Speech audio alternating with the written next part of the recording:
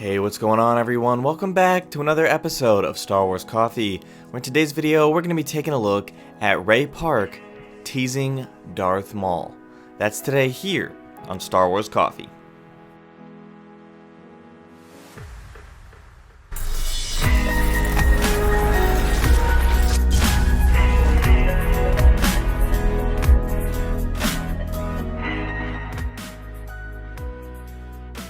Greetings, Exalted Ones. Welcome to Star Wars Coffee, the only place on the internet that you need to stay up to date with all things Star Wars.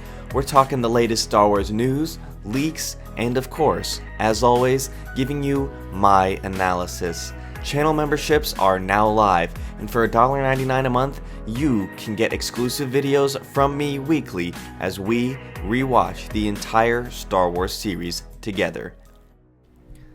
Darth Maul's last live-action appearance was not in The Phantom Menace like many who haven't watched any of the anthology films or anything since have seen, but in fact it was in Solo. Now we know Solo was originally supposed to be a trilogy, however with the increasing cost of the film, the director changes and the reshoots, that film barely ended up making a profit and those plans were scrapped.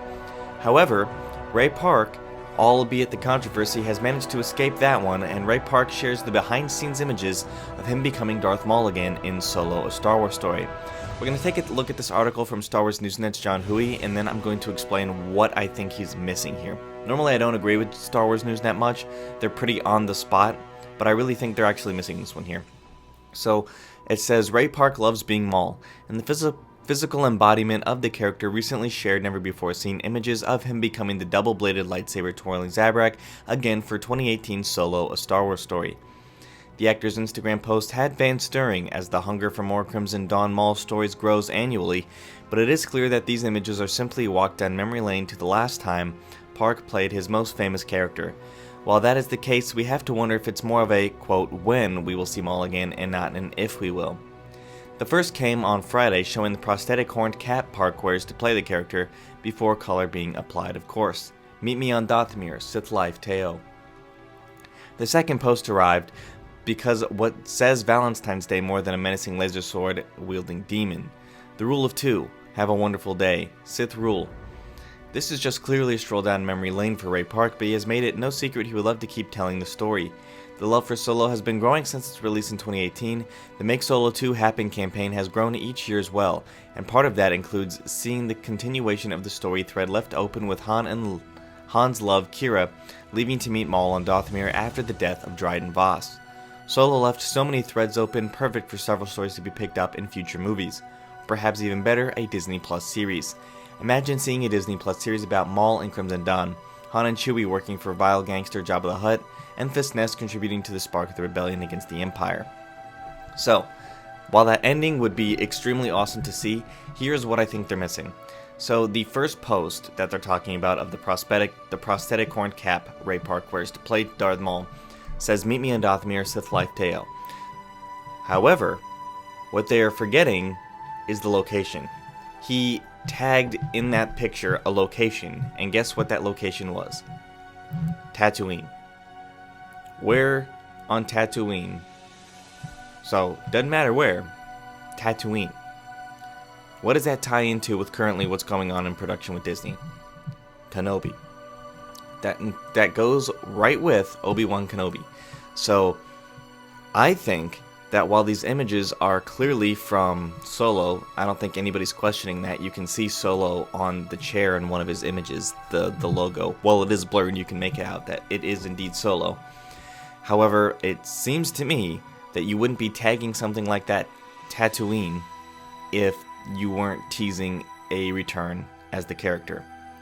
Number one, probably because if you weren't going to be doing that, simply, I don't see why you would need to quote Tatooine as the location. The post itself, meet me on Dathomir, Sith Life, Teo, and then the rule of two, have a wonderful day, Sith rule. Yeah, sure, memory lane. But when you tag it with Tatooine, you're giving it a location, you're giving it more of an actual meaning. And the Obi Wan Kenobi series, we know, is going to be having to start on Tatooine, because that's where Obi Wan is. So, I think that while this clearly is a walk down memory lane in some regard, I think that this is also a tease that Darth Maul will be appearing in Kenobi in some form or fashion. The two of them have had appearances in, the Clone Wars, in The Phantom Menace, in Rebels, and it would just make sense for me to see that continue on here in live action, especially with Obi Wan getting his own story, even if it's a live action version of what we see in Rebels. I think that this is a genuine tease to Obi Wan Kenobi, but you'll have to let me know what you guys think about this in the comments section down below. So Ray Park, again, is continuing this, and I really can't see how anybody could think that the Tatooine doesn't just mean nothing. I think it means that he's going to be in Kenobi, but again, let me know what you guys think. Thank you guys for watching. May God bless you, and the Force be with you always.